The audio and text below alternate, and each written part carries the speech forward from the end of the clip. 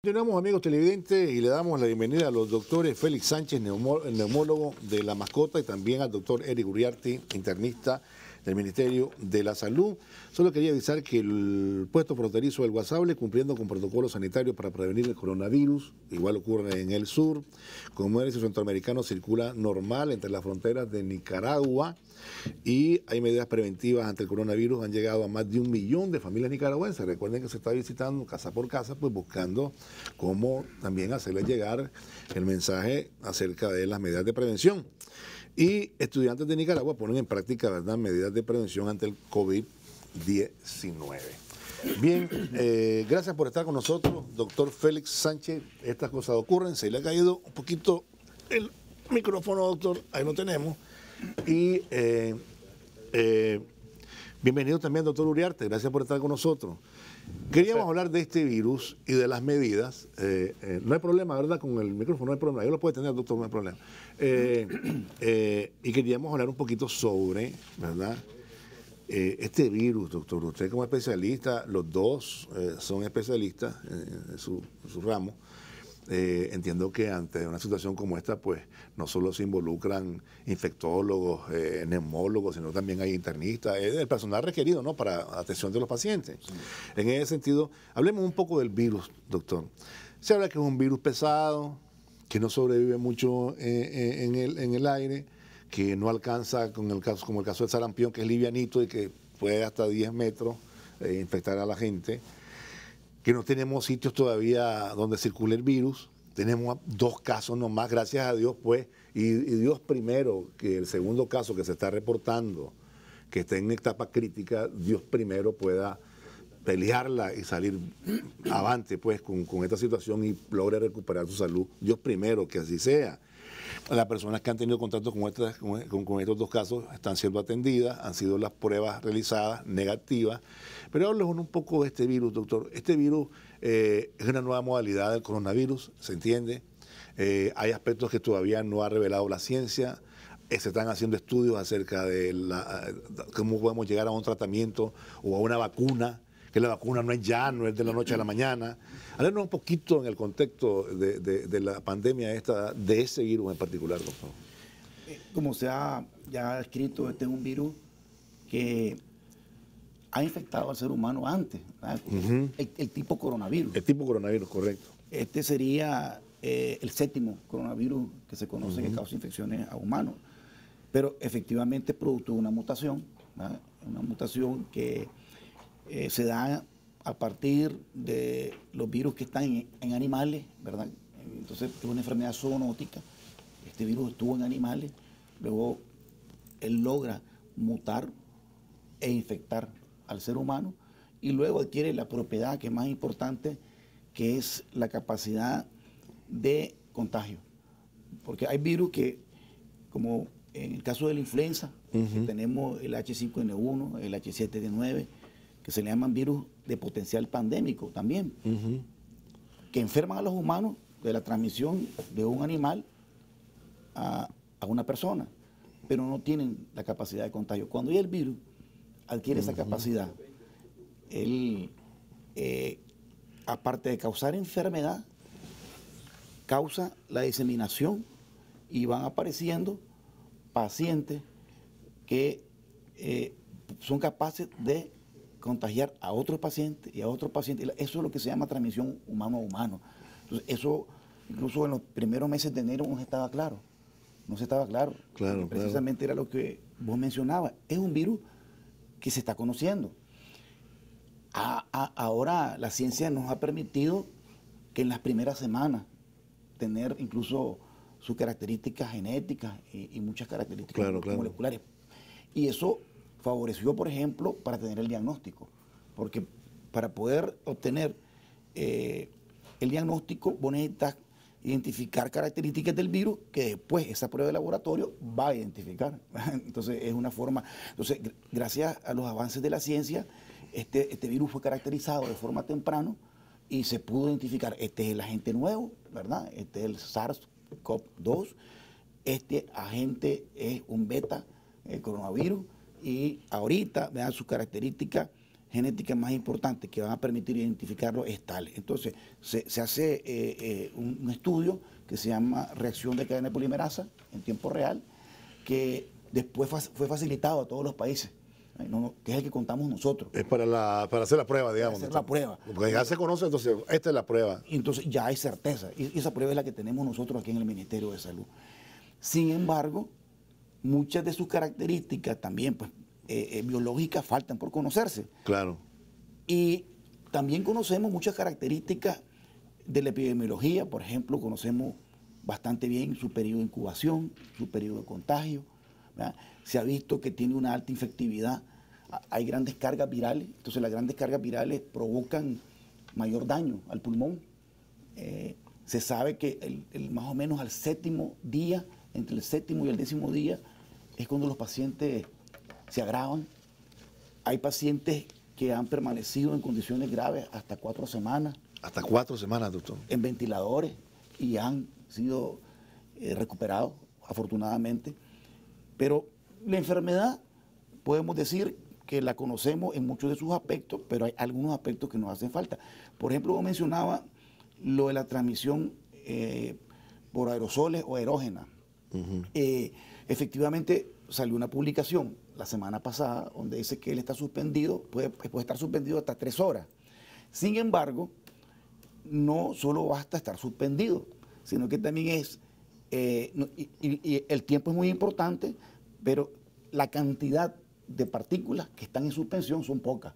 Entonces, por eso, hasta hoy la OMS, ese es un elemento a tomar en cuenta. Ese es el que dice que es 1 punto y pico de metros y luego cae, ¿así es, doctor? No, esa es la distancia. Sí, esa es una ¿Hasta dónde pueden llegar las secreciones? ¿Y la suspensión qué significa? Que las partículas están ahí en el aire. Suspendidas. ¿Cuánto tiempo pueden estar? 3 horas. 3 horas. Pero, por ejemplo, vos lo mencionabas, por ejemplo, sarampión, varicela, tuberculosis, que son de los agentes patógenos que conocemos que también pueden estar suspendidos en el aire y ser respirables. Ellos tienen, además de la posibilidad de estar suspendidos, que la cantidad, que eso se llama inóculo, para que un agente infeccioso logre desarrollar la enfermedad, hay una característica importante, y es la cantidad, eso se llama inóculo, la cantidad de bacterias o la cantidad de virus. Entonces, igual sería, pues, si aquí alguien tosiera y cuánto cae, pues, ¿entendés? Entonces la posibilidad es mayor. O si vos dejas ahí secreciones, ¿verdad? Entonces, no solamente es el tiempo, sino que la cantidad. La cantidad por eso la gente dice los zapatos, ¿entendés? Correcto, eso los zapatos, sí. Entonces los zapatos, o sea, ¿qué cantidad de virus podés vos pisar en algo pues, que esté ahí y lo vas a andar acarreando y vas a ir? Si vos sos estrictamente científico, decís algo, pero la cantidad, ese es un elemento importante. Entonces el riesgo es mucho menor. Entonces, estas características que todavía estamos conociendo, dan pautas también, porque la elaboración de la vacuna depende de esto. Depende, claro. La elaboración de los antivirales depende de esto. O sea, porque conociendo al virus, vas a saber cómo crear un fármaco que lo pueda destruir. Entonces, con lo que tenemos ahora, sí hay evidencia suficiente para actuar, que es lo importante, que es para actuar. Entonces, ¿qué sabemos ahora? Bueno, es un virus con una alta transmisibilidad. Ya lo sabemos. Y ahí estamos casi con los 5, ya estamos con ¿cuánto? Casi los 500.000 casos. 500.000 casos. Ya 22.000 muertos. O sea, te está hablando que afecta a la mayoría de los países del mundo. Claro. Y que tiene una tasa de mortalidad que anda cerca del 3.54, en el caso de España casi en 8, porque el comportamiento, y esa es la otra parte, que aún conociendo varias de las características biológicas, ¿verdad? Y epidemiológicas del virus, debe desarrollarse en un contexto. O sea, el virus, lo ha mencionado, el calor, el viento, la humedad, todo eso son determinantes. Entonces, estos determinantes incluso incluyen la forma en cómo vos vivís, en las casas, cuánta gente vive, la circulación que hay en determinados lugares, las costumbres de la gente, de que cuando una persona tiene ya buenos hábitos en su casa, vos ves a muchos de nuestros campesinos, ellos abren sus puertas, ¿verdad? Y abren las ventanas para que el sol entre y circule el aire.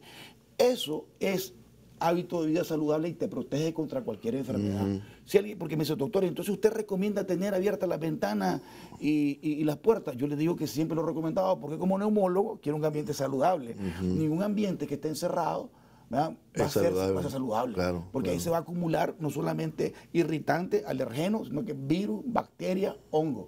Entonces, en el caso de este virus, y ustedes lo ven, ya es una recomendación.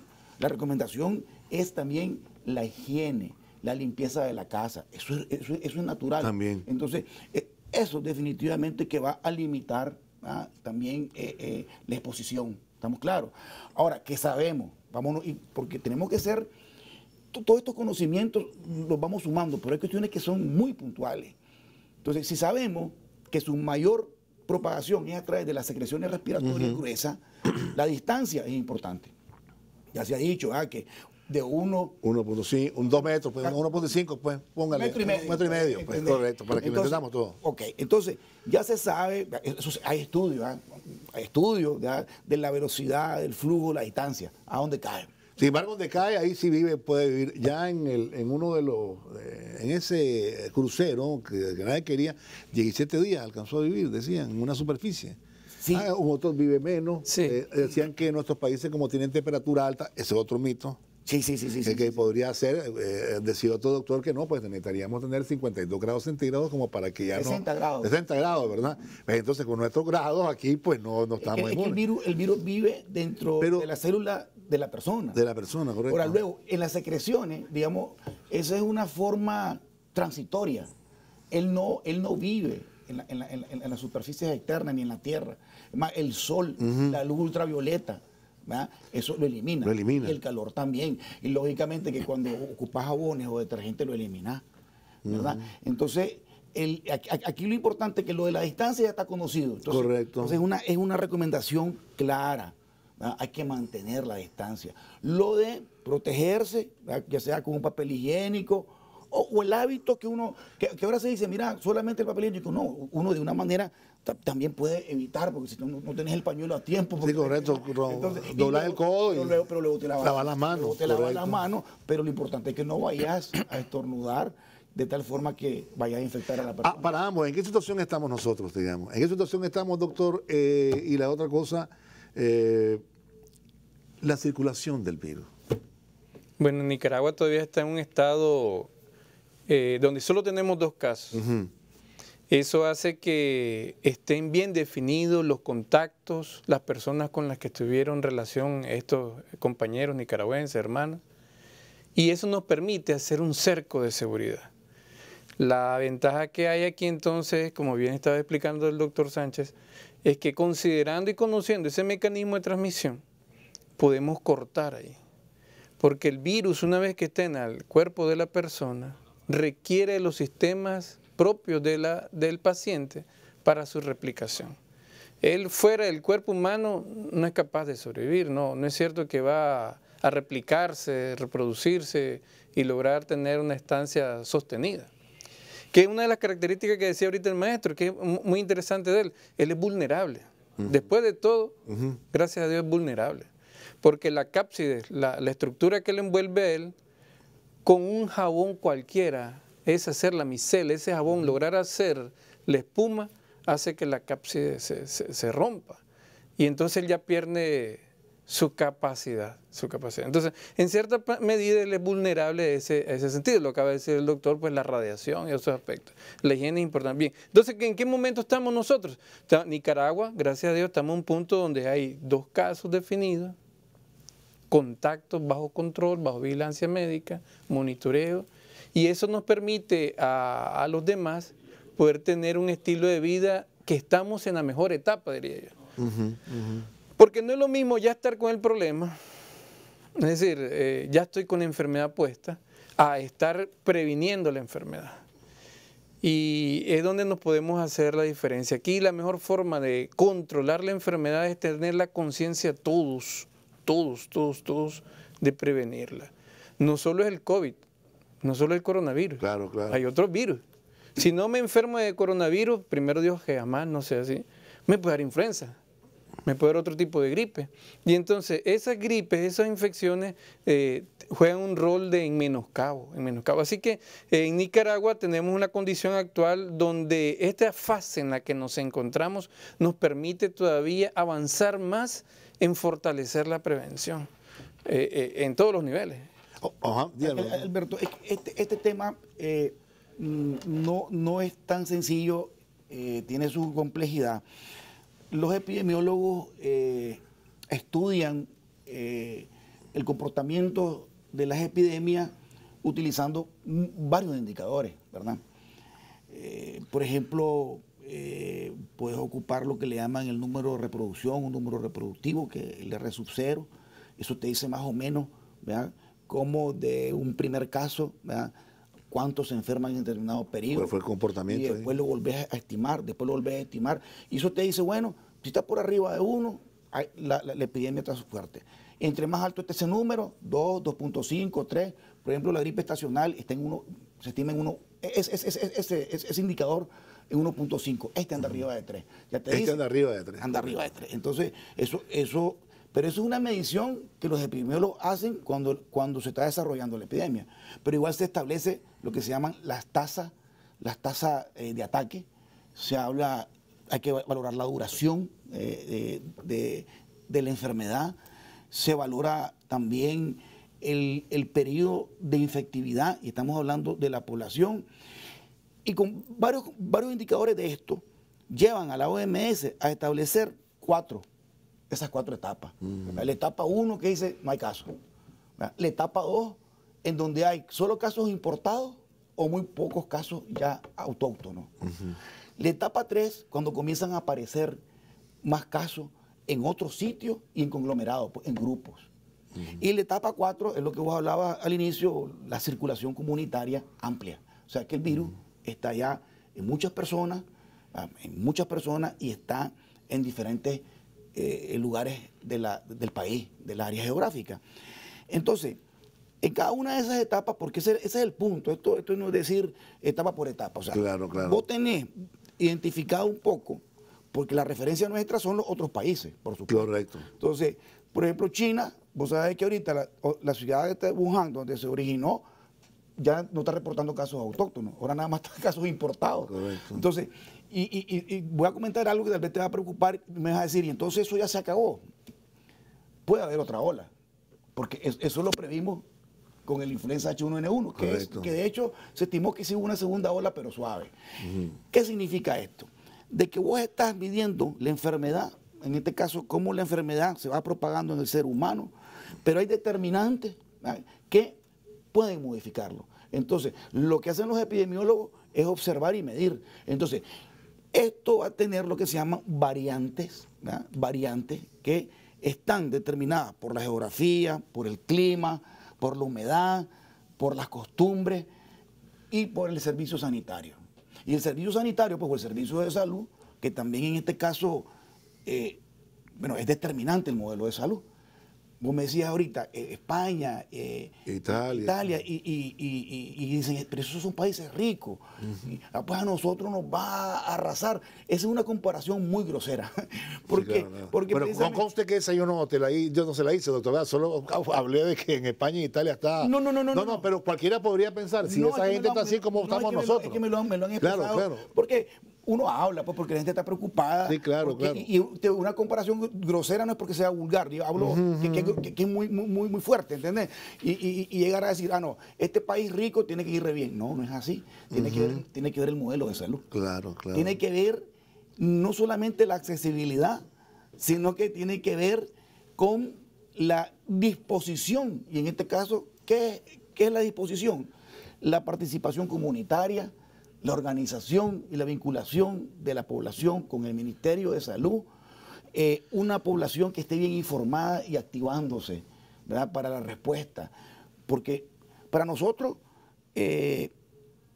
una de las grandes fortalezas que tenemos es que desde los años 80 el sistema de salud cambió de ser, en los años 70, un modelo para algunos pocos, a crearse el Sistema Nacional Único de Salud y dejar, ¿verdad?, las sanidades y aquellos centros de la JLAC que atendían a algunos asegurados, ¿verdad?, y que dicen, me atendían bien, pero el 80% de la población no tenía absolutamente nada. Correcto. Entonces, crecimos en centros de salud, pero además crecimos con un modelo de trabajar con la comunidad.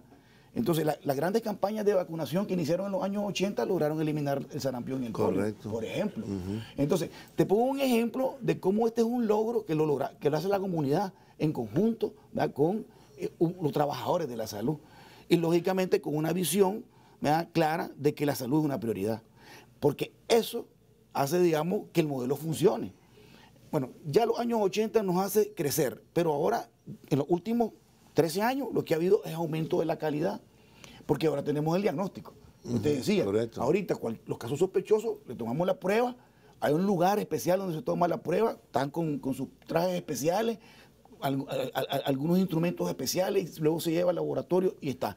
Entonces, pero esto está todo coordinado. Desde el momento en que detectamos el caso sospechoso, ¿verdad?, que el centro de salud notifica, que esto pasa luego al SILAI y luego esto, ¿verdad?, se coordina con el nivel central.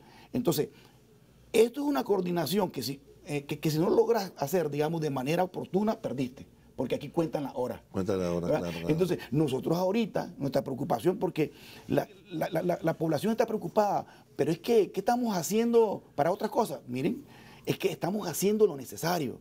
Lo que vos decías, en este momento, un sistema de salud que está dispuesto, ¿verdad?, para las pesquisas, para el seguimiento de los casos sospechosos, un gobierno, ¿verdad?, que con las recomendaciones sanitarias te dice control de puertos, control de aeropuertos, y ahí está la gente trabajando. Sí, noche, claro. Control de la gente que pueda venir por puntos ciegos. Porque ahí el problema, sí. Pero hay control, porque en las municipalidades, yo te estoy diciendo, y no es invento, los municipios ya están enterados. Aquel entró por puntos ciegos, mira, anda a ver. Hermano, sí que nosotros somos una familia que nos conocemos. Sí, claro. Entonces ya regresó uno de los Celedón, dice. Regresó de Costa Rica, no estaba, y ahí está otra. De Costa Rica. Correcto.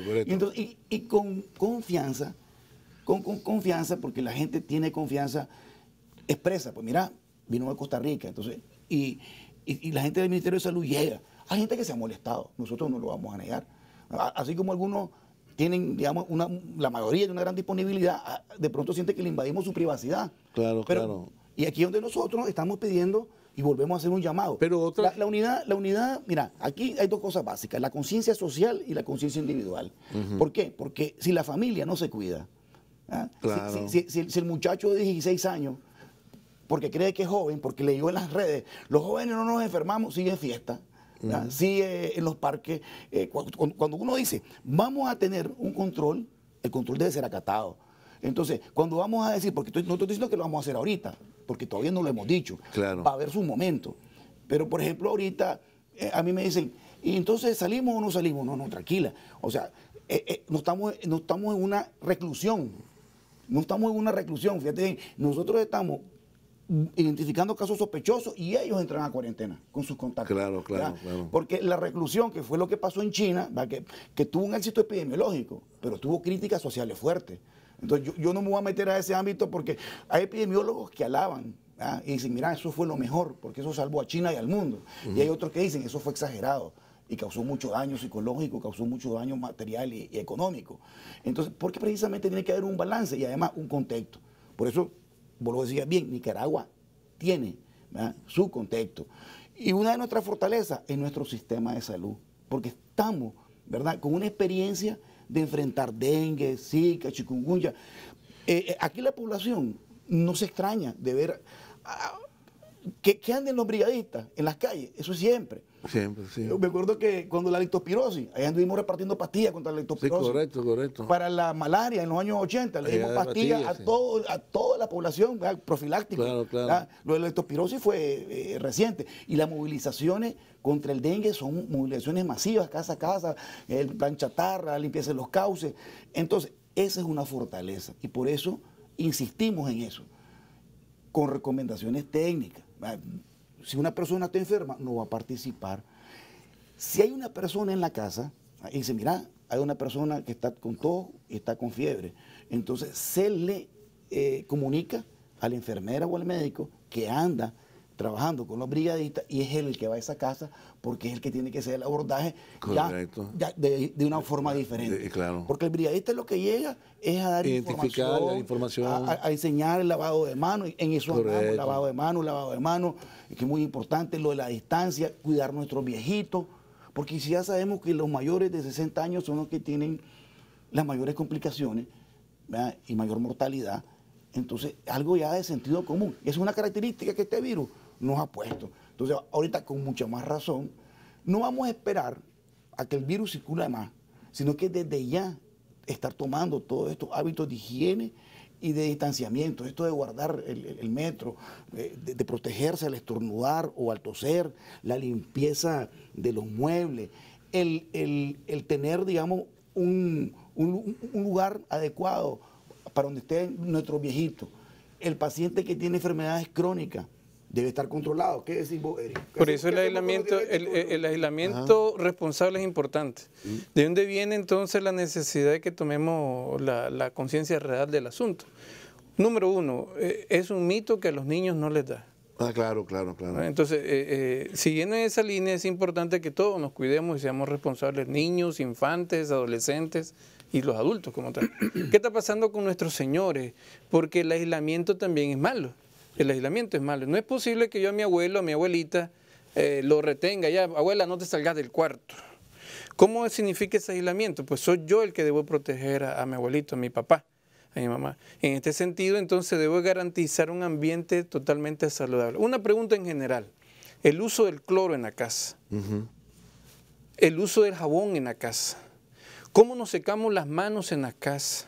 ¿Cómo aseguramos que el proceso sea completo? Sí, correcto. ¿Cuántas veces debo lavarme las manos? Ya me la lavé hoy otra vez.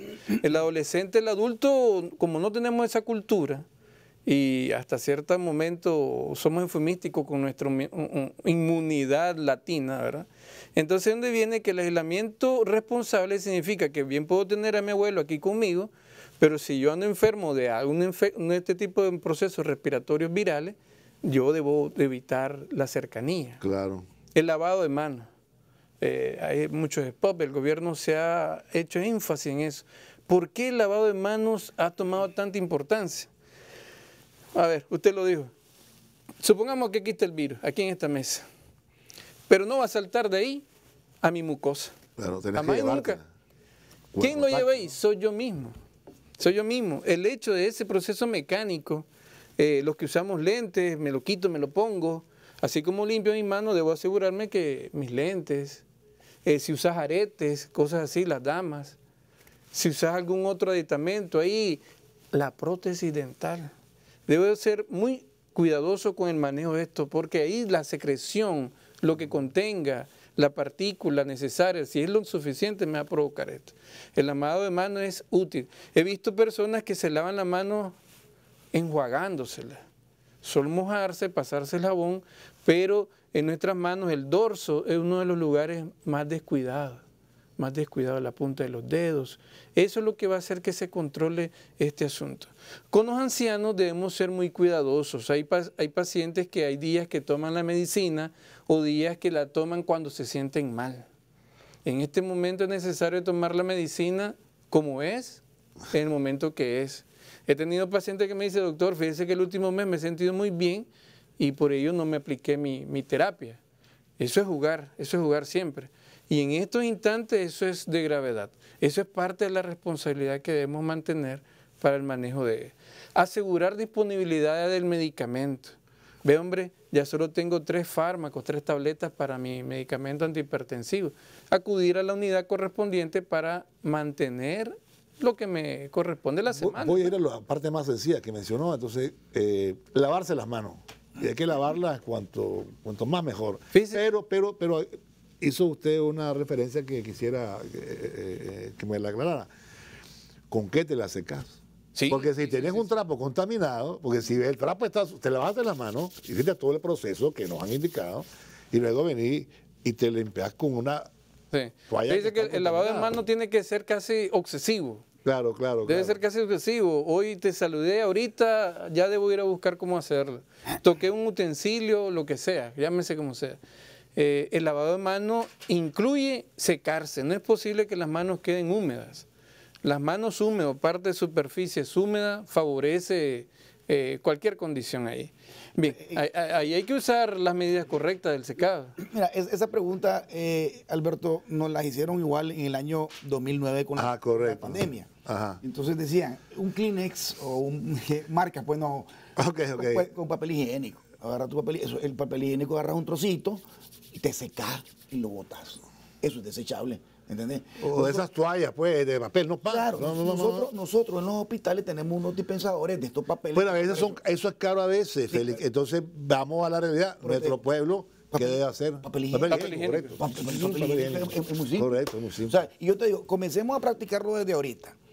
Si pasamos a otra etapa, porque yo no tengo la bolita mágica, el comportamiento me dice, desde el punto de vista epidemiológico, científico, que van a haber más casos y que vamos a tener que ser más exigentes en cuanto a estas medidas de distanciamiento social, estas medidas de control, ¿verdad?, de las personas, porque es cierto, hay gente que cuando voy a tener muchos casos, ¿verdad?, y hay en un barrio, hay, qué sé yo, 3, 4 casos, y pueden ser un potencial foco para el resto, pues ahí vamos a ser más insistentes.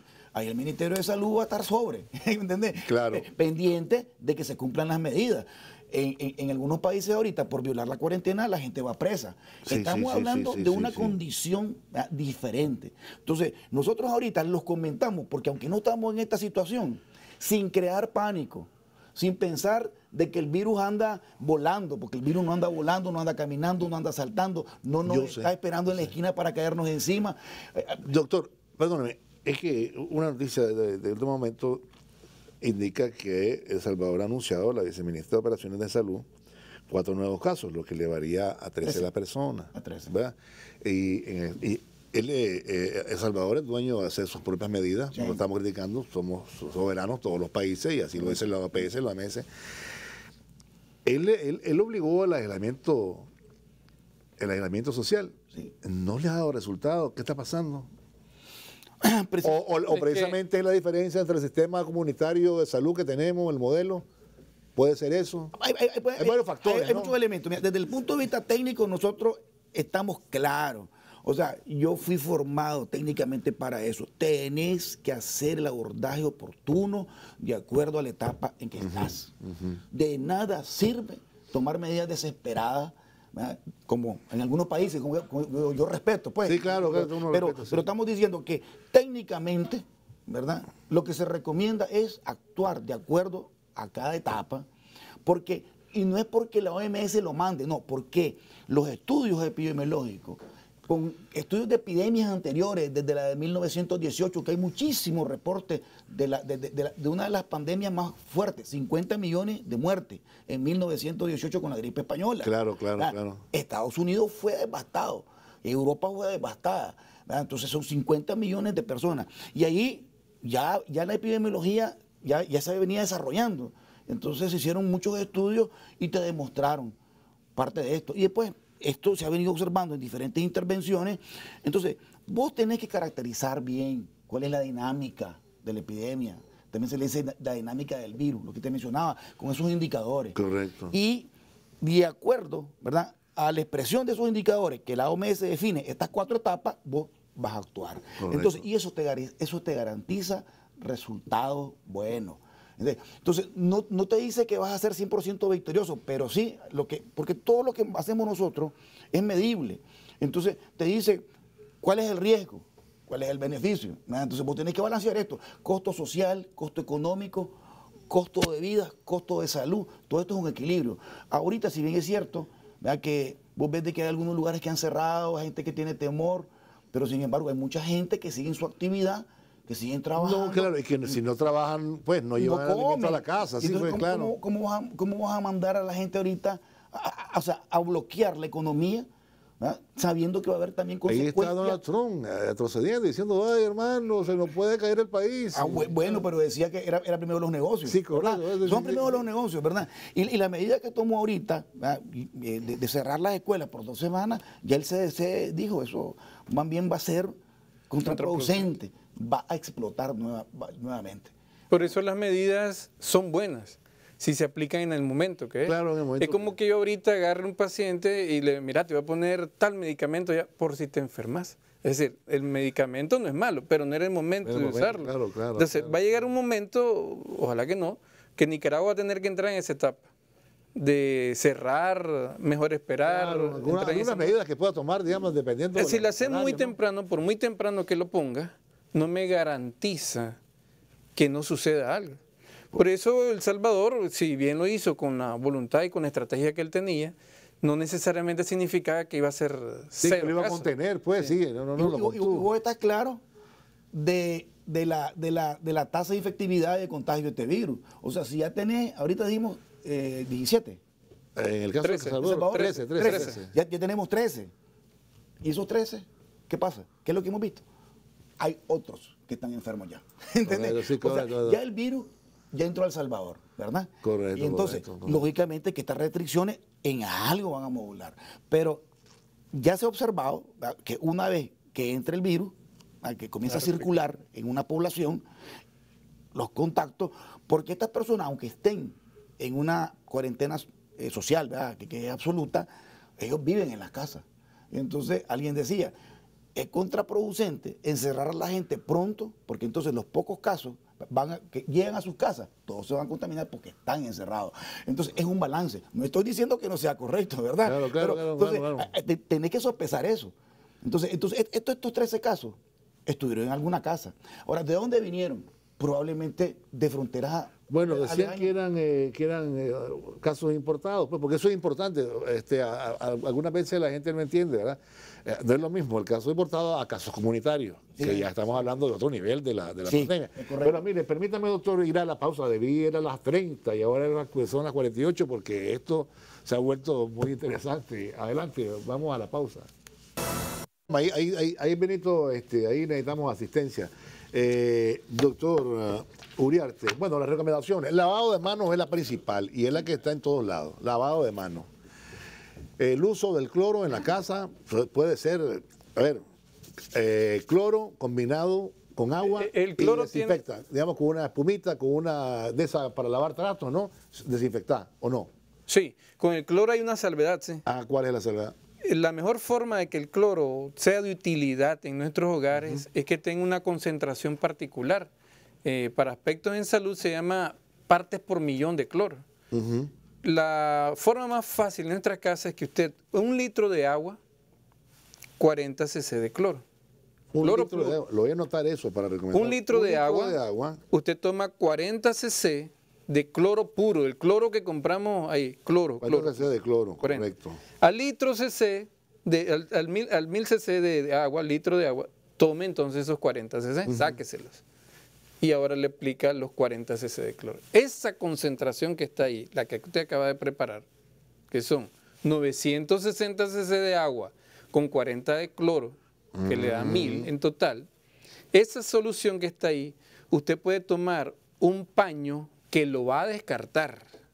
Se tiene que descartar. Sí, Es un paño que lo va a tener, Ajá. puedo agarrar el mismo papel higiénico que estamos hablando, algún paño que lo va a descartar, o que se asegure que lo va a lavar muy bien después. Bien, Correcto. entonces agarro mi paño, lo empapo con ello, y esa solución es capaz de desinfectar el Y aire. mata el virus, digamos. Mata ese Cualquier tipo de virus, pues, digamos. Ahora lo otro, 1 litro preparado de esa manera solo dura un día, 24 horas. A medida que va pasando el tiempo, esa solución que preparó pierde capacidad lesiva. Ok. Entonces usted prepara eso, usted hace ese para paño. el día, este es para el día. Sí, ese Solo para el paño día. usted se asegura que se lave bien, queda bajo el sol bien seco y lo puede Ahora está utilizar. ocurriendo los zapatos. La gente está bajando los zapatos en la entrada, pero está también poniendo agua con cloro para que te los desinfecte.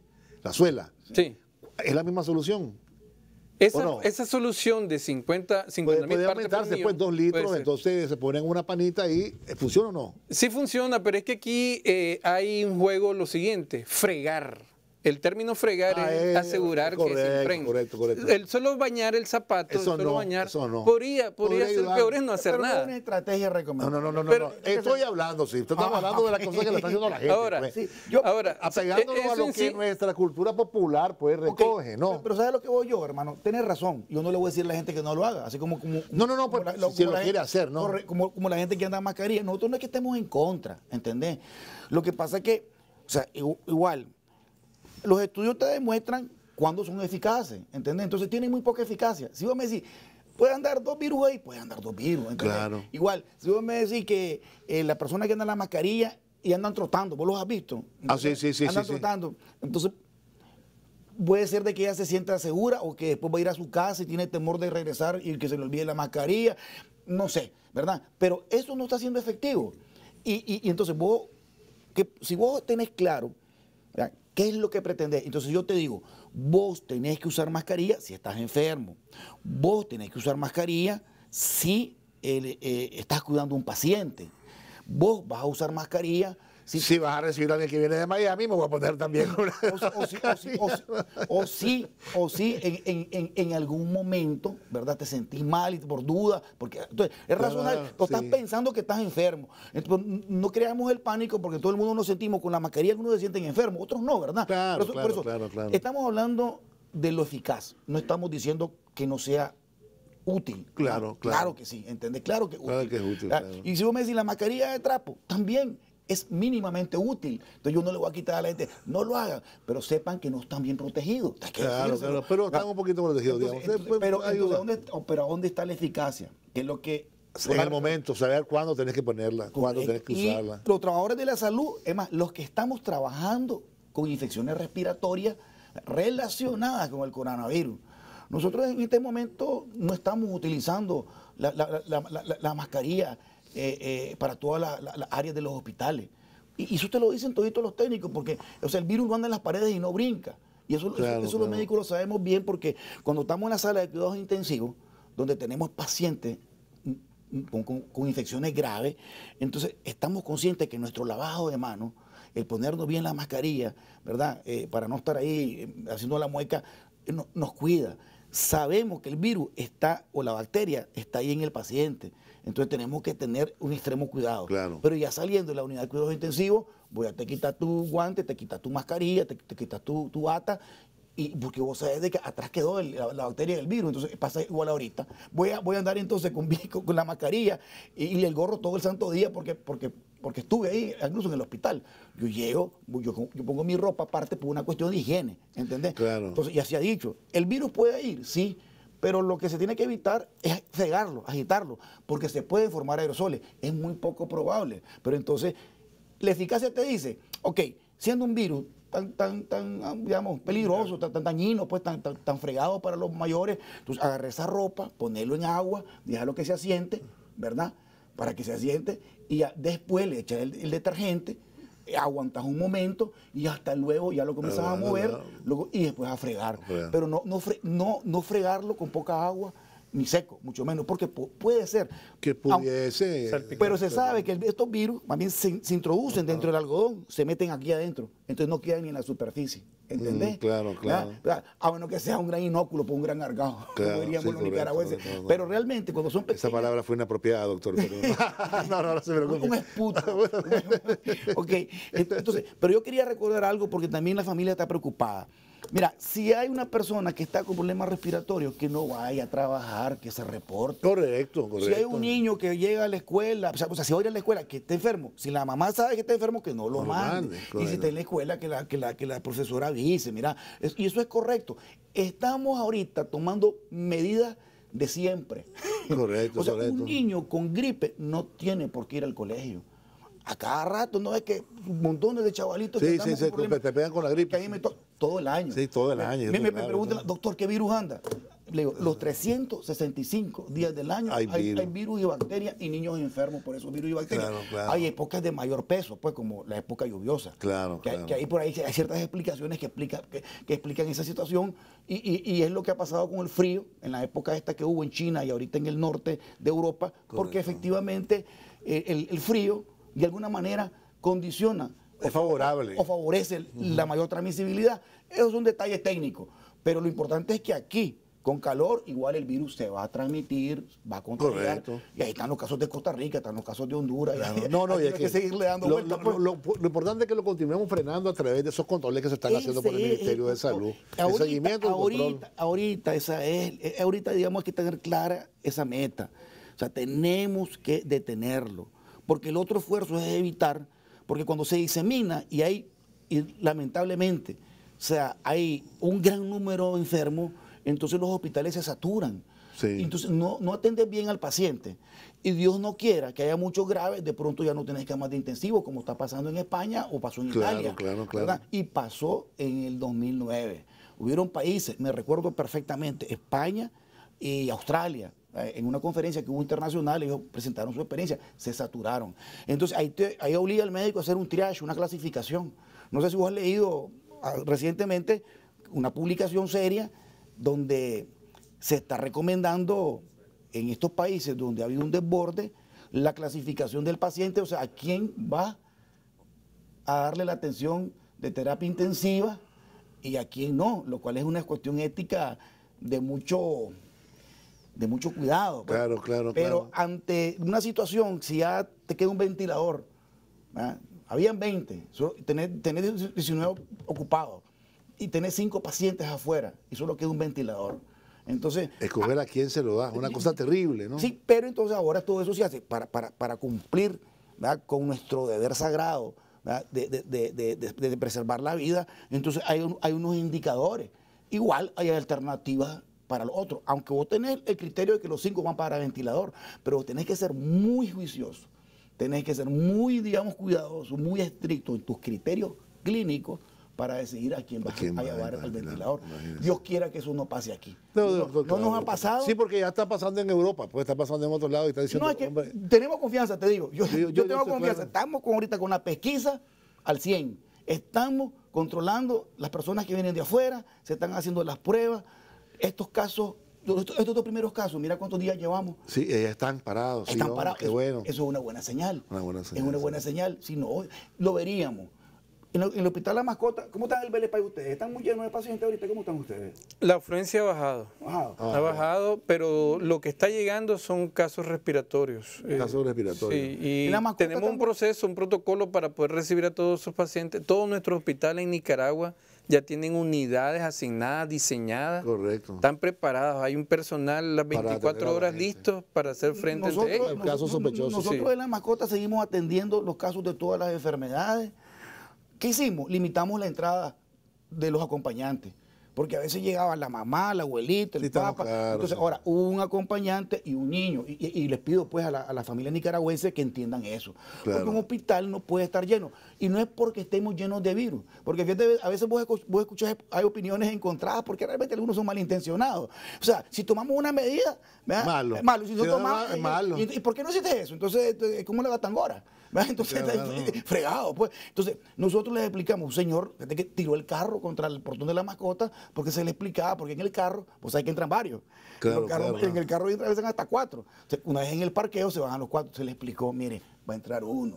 El señor se molestó, ¿verdad?, y tiró el carro contra el portón. Entonces, pero esa es la reacción de algunas personas, gracias a Dios. Porque la mayoría de la gente lo que ve es la preocupación nuestra, porque la preocupación es la salud de los niños. Y porque ellos mismos van a contagiar a otros, ¿entiendes? Entonces tenemos que tomar medidas. Y entonces todo esto que estamos diciendo, cada hospital, ya decía el doctor, ya tenemos organizado en cada hospital áreas de atención especial con un protocolo clínico. Entonces, estamos preparados. Pero es que yo no ando con el protocolo en la mano. Ese protocolo, todos los médicos hemos sido entrenados. Yo fui entrenado, el primero de ser entrenado para la aplicación del protocolo. Ok, ahora, doctor, voy a insistir en el manejo de las cosas caseras, el cloro, para no hacer millonario a los de los gel y eso. El cloro, el alcohol normal, con agua o puro. A ver. Debe ser al menos el 60%. La graduación. El alcohol 70, 100%, el alcohol del 70%. 70%. Al menos el 60%. Debe ser el mínimo en grado 60. Usted lo consigue. Combinado con nada. No, combinado no es necesario. No es necesario. Otra cosa limpia también que la va a desechar. Igual. Sí, igual. Eso desinfecta. Sí, igual. Lo otro es lo siguiente. el hecho que usted haga eso, inmediatamente tiene que lavarse las manos. Si usted decide andar mascarilla, se la pone, no la toque, la cierre bien, se la quita a lavarse las manos.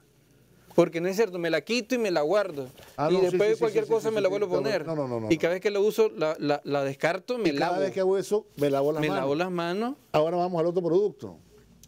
Agua y jabón. Hago mucha agua con jabón, con espuma. Ayuda, te pregunto. Lo está recomendando otro médico. Es necesario. Número uno. A ver, número uno. A ver.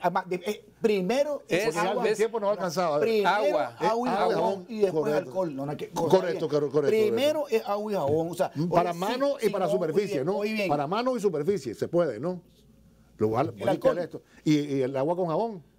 Con jabón Sí. un poco aquí, agua. Sí, un poquito de- pero se recomienda el uso de desinfectantes siempre en la superficie. La superficie. Ahora, pero te quiero explicar otra cosa. Aunque vos ocupes alcohol con las manos, siempre tenés que lavarte con agua y jabón. Siempre. Porque, a ver, explícame, por favor, Félix. Dos cosas.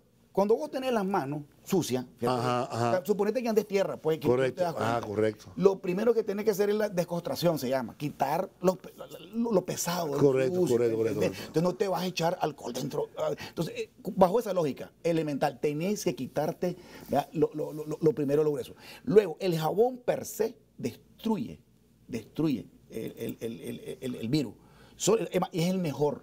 Sí, espérate. Aquí la costumbre es que la gente llega y tiene un poquito de alcohol gel y ya lo resolviste. No es correcto. A ver, por favor, porque esto sí ya es... Sí. Oíme, todo el mundo lo está haciendo. Tienen un sí. frasecito de... Equivocación. un Es una dispensador falsa, de es una falsa percepción alcohol gel. de protección. A ver, entonces, ¿cómo es eso? A ver. Lo idóneo primero es mojarse la mano. Usted se moja la mano, empieza con el jabón, Ajá. asegurarse de ser espuma. Debo de asegurarme de lavar bien mi cara anterior de las manos, las palmas, después la cara posterior de mi mano, una, luego la otra, hasta 6 veces debo frotar. 1, 2, 3, 4, 5, 6.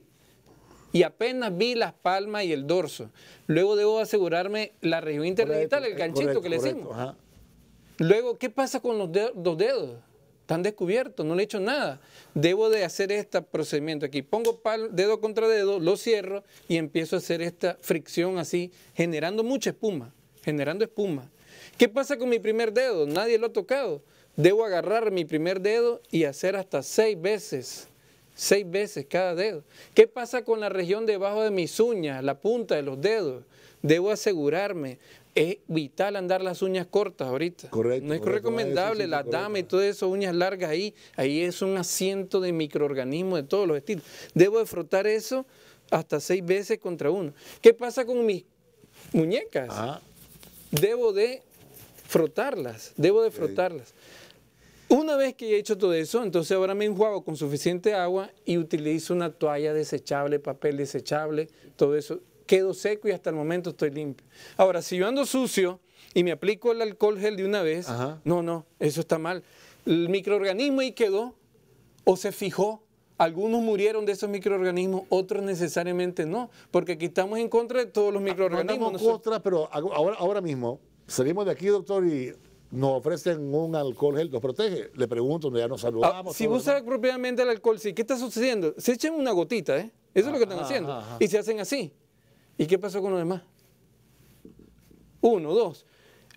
Personas que pasan todo el día aplicándose alcohol. Ajá. Pregúntele, va a ver que siente en la mano una capa de alcohol, ahí una costra de puro alcohol.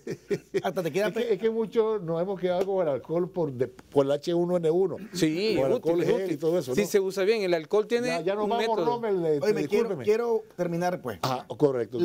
La recomendación técnica es lavarse las manos con agua y jabón. frecuentemente. Si no está disponible, puedes ocupar desinfectantes como el alcohol gel, el alcohol o clorhexidina, qué sé yo, pues lo que pueda. Correcto, que pueda. Pero realmente, Lo que sí funciona es agua, jabón. y esa es la indicación, ¿verdad?, lavarse las manos con agua y jabón y lavárselas bien, que es lo que dice el doctor, ¿verdad? Lavárselas bien, lavárselas bien. Sí, hombre, Con el porque tiempo ya uno adecuado. tiene una toalla para lavarse las manos y Entonces, va 3 días la toalla ahí.